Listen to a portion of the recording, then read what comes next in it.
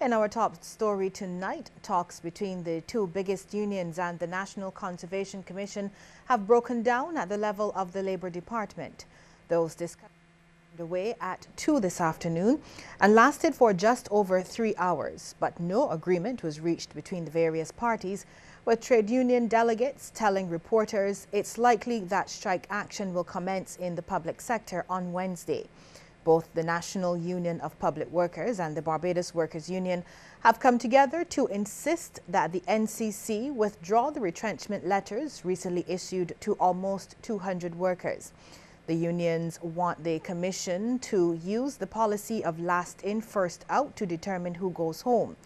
Now, speaking just after the talks broke down about 20 after 5 this afternoon, NUPW General Secretary Dennis Clark told CBC the unions will be seeking the intervention of Labour Minister Dr. Esther Bayer-Suku as soon as possible. Well, we would have met for just over 2 hours this afternoon, and the talks have broken down, and we would expect that the matter be referred to the Minister for some sort of resolution. So that's what we will be waiting on. Earlier, as he entered the meeting, Mr. Clark said the unions would not be moving from their call for the NCC to reverse the layoffs so a new process can take place.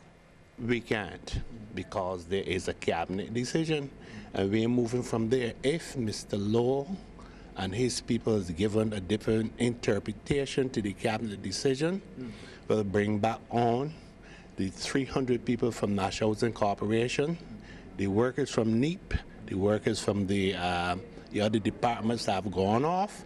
We'll bring them all back under this new interpretation that they probably want to bring into the fray. They say last in, first out, and that's what it will be, nothing else. The Central Bank of Barbados says it has not implemented any ban against the Nation newspaper. In a brief press statement today, it also assured that all media houses will have access to the central bank's releases. The statement says the Central Bank of Barbados respects and embraces freedom of the press and the importance of the dissemination of timely and accurate information, and as such has not banned the Nation Corporation.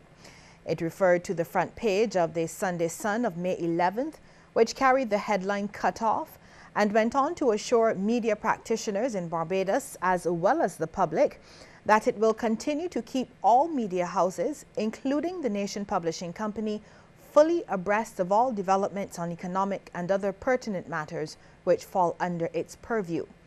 The statement says the Nation Publishing Company will receive all press releases and other communications issued by the central bank. It further stated that all media houses and the general public have free access to the central bank's website, where its statements, reports, data, speeches and publications are posted. However, no reference was made in the statement to invitations to media events hosted by the governor, who has accused the newspaper of lacking professional integrity over a story which appeared last Thursday. The American University of Barbados is already contributing at least $1 million each year to the local economy, and that figure is expected to increase as the medical school continues to expand on the island. It has been 2 years now since the American University of Barbados set up operations here. At the time, the campus was located at Wilde in St. Michael. But now, founder and CEO Dr. Gary Barr says a growing demand for places has forced the medical school to look for more spacious accommodation. Dr. Barr was speaking at the official opening and ribbon-cutting ceremony for the new campus, which will now be located at Lansdowne, Silver Sands, Christchurch. Dr. Barr told the ceremony the new facility will more than quadruple the size of the original site at Wilde and will boast facilities second to none in the region. The need for this facility became more apparent as we not only had an inordinate amount of applications and admissions, but also an increasing number of students who are transferring from existing Caribbean medical schools. Not only that, we are having students transfer for U.S. medical schools. Dr. Barr also revealed that the founders of the university will be making good on a promise to the government to soon set up a clinic on the island.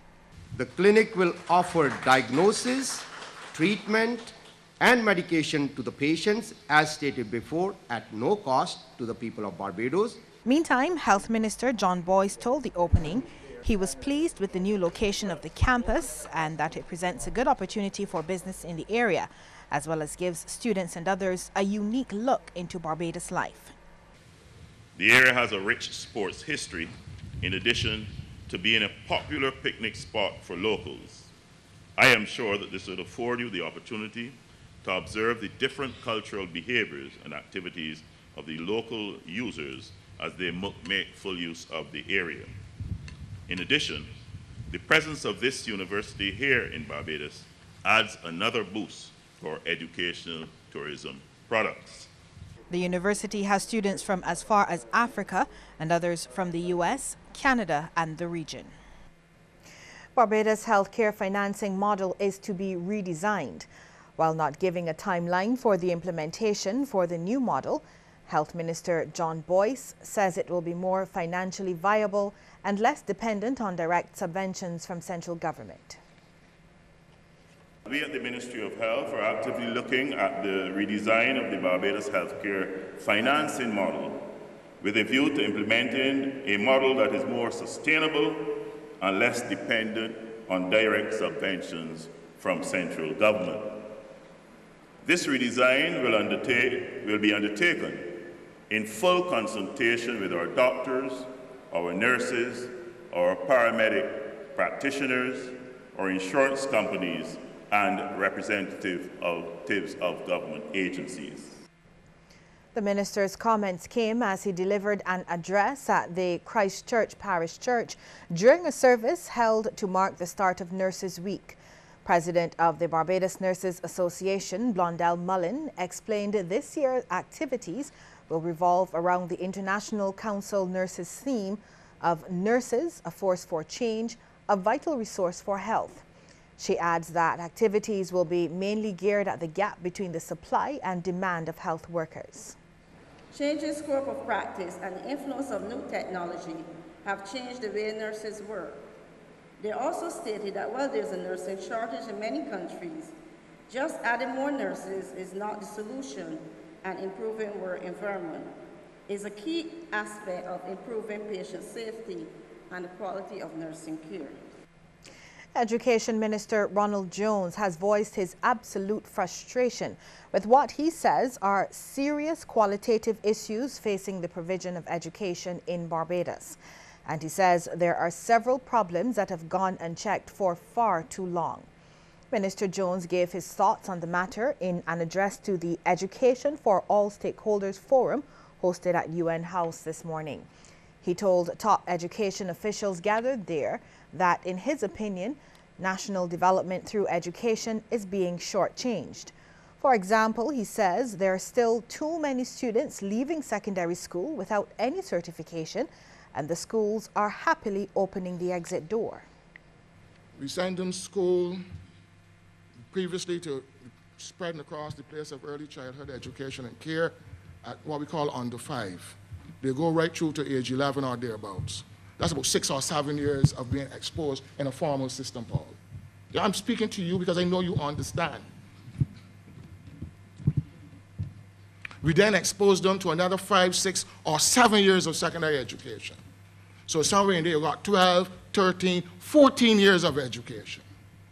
But still after that, so many have fallen through the cracks.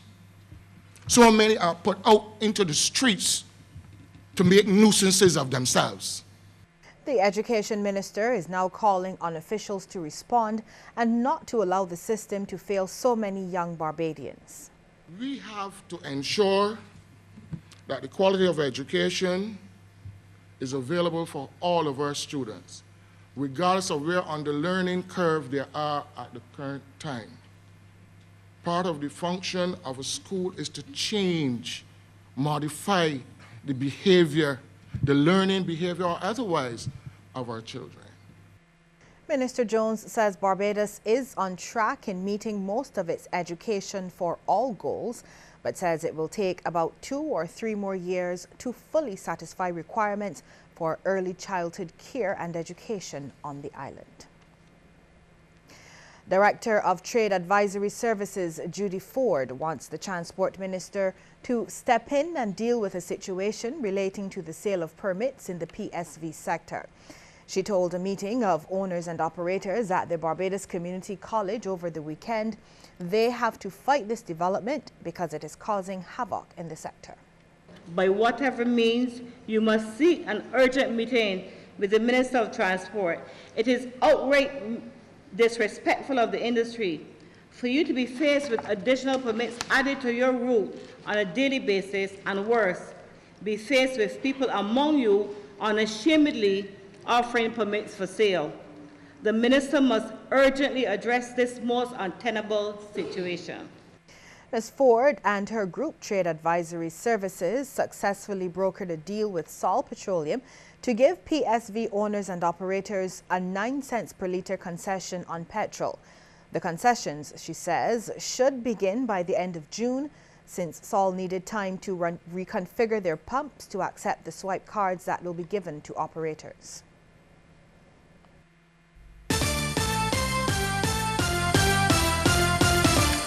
Barbados now has a distinct advantage using heritage tourism as the destination marketing tool. This assurance from President of the Barbados Museum, Senator Dr. Sir Trevor Carmichael, QC. He was speaking this morning as the local chapter of the International Council of Museums launched its activities in the lead-up to International Museums Day. It will be celebrated on Sunday, May 18th, under the theme, Museum Collections Make Connections. Sir Trevor says the local museum is an important piece of the puzzle which makes up heritage tourism, and it's now for tourism officials to cash in on what Barbados has to offer. Heritage tourism is what makes a particular destination a distinct destination. Otherwise, we are like everybody else, and everybody else is like everybody else. So heritage tourism, simpliciter, is important because it gives that distinctive stamp to the jurisdiction which is marketing it. There is much to gain for Barbados through the maintenance of historic buildings in Bridgetown. This is according to the Deputy Director of the Barbados Museum and Historical Society, Kevin Farmer. While delivering the weekly lunchtime lecture of the Democratic Labour Party, he said Barbadians too could benefit economically from the maintenance and preservation of historic properties. The maintenance of such buildings is in fact part of that economic potential that we've not yet begun to pay particular attention to. If you're going to preserve the built heritage, you must of course preserve the intangible skill of the Barbadian craftsmen who built those buildings. We must be able to find someone who can mortise and tenon. We must be able to find someone who can create limestone mortar from scratch. We must be able to find those artisans and craftsmen who can rebuild in the same fashion. Mr. Farmer believes there is a need to change the concept of how literacy is perceived. At this moment in Barbados, our view of literacy is the ability to read and write. I wish to introduce you to a third form of literacy. That is the ability to code, the ability to create computer programs. That basic language in binary and the ability to do so is the ability to code. And it has to be something that we teach our young people from primary school. A young musician is the latest recipient of a gift from the Leslie's Legacy Foundation. Joseph Callender recently received a saxophone to continue his journey into the field. He is one of several beneficiaries who have received enabling grants from the foundation, which allows them to attend overseas workshops, conferences, art symposia, and undertake internships. The foundation was set up to honor the legacy and memory of Leslie Barrow, who died suddenly in 2008. Ms. Barrow, a former board secretary here at the CBC, was a curator at the Barbados Museum and Historical Society and made a significant contribution to the arts in Barbados. Local Sea Cadets have been forging stronger links with their counterparts from the United Kingdom. The Barbados Cadet Corps recently hosted a contingent of 22 members of the Hove and Ardor Sea Cadet Unit from the UK. The visit was aimed at developing camaraderie among the groups. It included not only cultural tours, but joint training opportunities, including an exercise at sea along the west and north coasts and a landing at Brighton Beach. From the Barbados Cadet Corps and Sea Cadet perspective, we are trying to benefit from this exchange via expanding our program into rowing and via exchange of ideas, particularly on the administration side. We now anxiously look forward to a reciprocal visit in 2016, finances and funding permitting. Sub-Lieutenant Candice Kelshel, commanding officer of the Hove and Ardor Sea Cadet Unit, thanked the Barbados hosts for what she said was unparalleled hospitality, and she's looking forward to an exchange visit.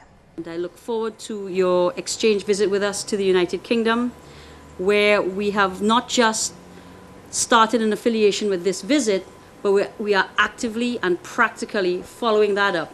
And that includes the very first shipment of some Royal Marine uniforms, the DPMs that the Sergeant is wearing, that we're going to be sending down as a thank you to the Barbados Cadet Corps, Barbados Defence Force, as you will, and that should be coming down within the month.